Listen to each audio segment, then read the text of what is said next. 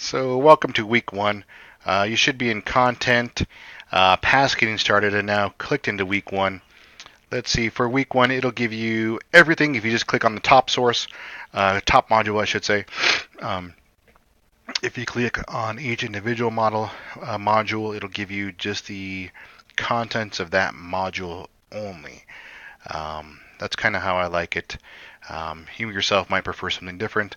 Once again, I did lay the course out um, in a way that I thought it would be easy to do. So you should read and then do the discussions and then start on your assignments. But you can do those in any order you wish. Um, let's see.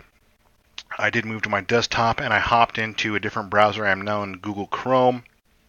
I think MindTap works best in Chrome, but realize you can do it on any browser you want. Make sure you allow pop-ups and actually put I think it's star.cengage.com into your save sites.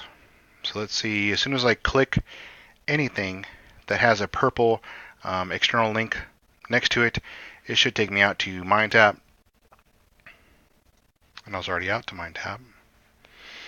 It takes you out to MindTap. You then have three different views to choose from. You have the week view, the unit view, and then the data manager view. So choose whatever view you like to look at best. Really, I don't even use that. I more or less go off of what's in D2L. Since D2L has all the dates, I didn't really feel like doing anything redundant here and putting extra dates within it. You have access to the entire course material from January 16th to May 8th, so feel free to review from the entire book. Accessing your book, you'll go down to the book icon here, click it. It'll pop open this window.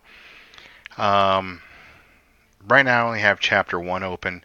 Every chapter is listed in the top left corner. Simply just select any chapter you wish to go into and then click it. It'll populate here. Let's see, it's broken down very, very, very nice with chapter 1 in its introduction. We learn about today's security attacks, reasons for successful attacks, what is information security at all. It does cover a lot of things, especially in today's world where computers are integrated into almost everything.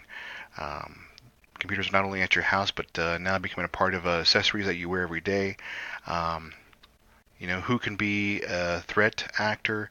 The definition of script kiddies, hacktivists, non-state actors, inside actors, other threat actors. I know I always use grandma and grandpas as um, attack vectors to look for because simply they might not understand information security at all and may not even mean to carry out an attack.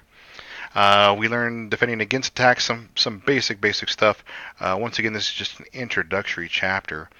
At the end of the chapter, we see key terms, summary, the review questions not required. The required stuff that we do get to is the hands-on projects and the case projects. The case projects are handled within the D2L discussion. So in your week 1 discussion, you will post here, pick one case item and then post it here before Wednesday, and then follow up before Sunday midnight with 2 other comments on your other peers' discussions. This is what we usually do in class and talk about in the face-to-face class. Usually carries on good conversations. Now, the hands-on projects are going to be a list of assignments to do. Simply follow them in order. Once again, I can't stress enough.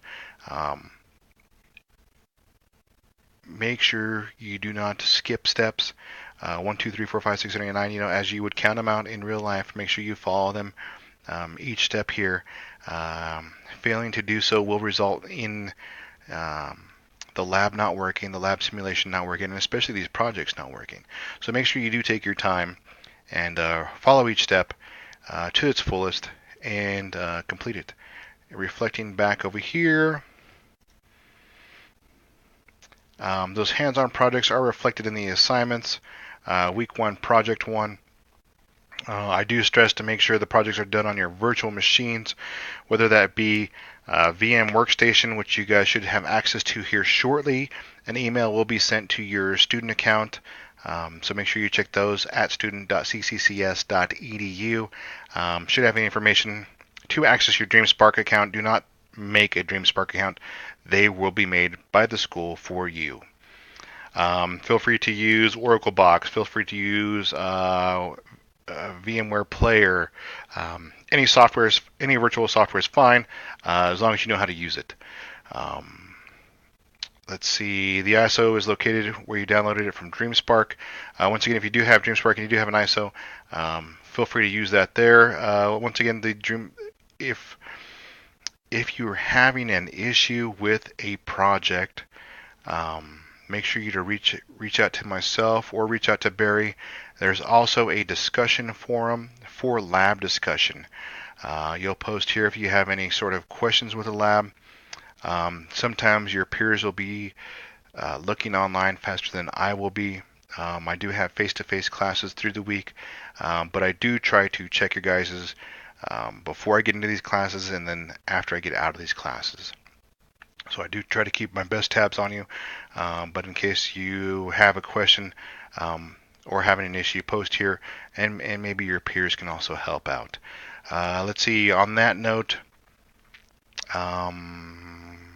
class list. The student helper is Barry. Feel free to reach out to him.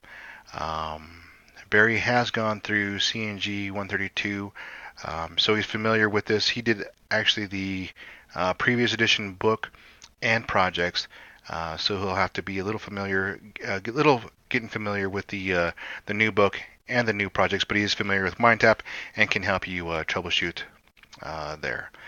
Let's see. Back to assignments. Oops, I don't mean to have that one in there.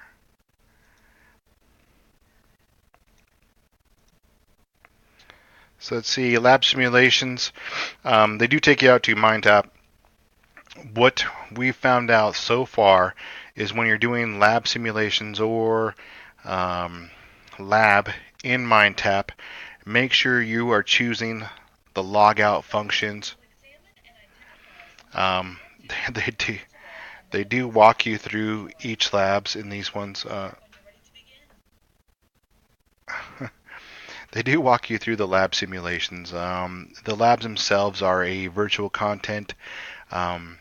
So when you get through with each exercise, like I said, I can't stress this enough, do not close the windows or close this window. Make sure you are clicking the log out buttons or the end buttons. Once again, you can do these many times until you get the perfect score.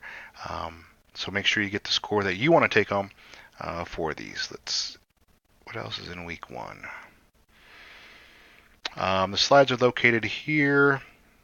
The review here are, I believe one's a crossword puzzle and one is flashcards. So I got a little Gamify in there. Feel free to play with the flashcards and also do the crossword puzzle to help you understand these concepts further. Let's see, I believe chapter 1 is just all about getting,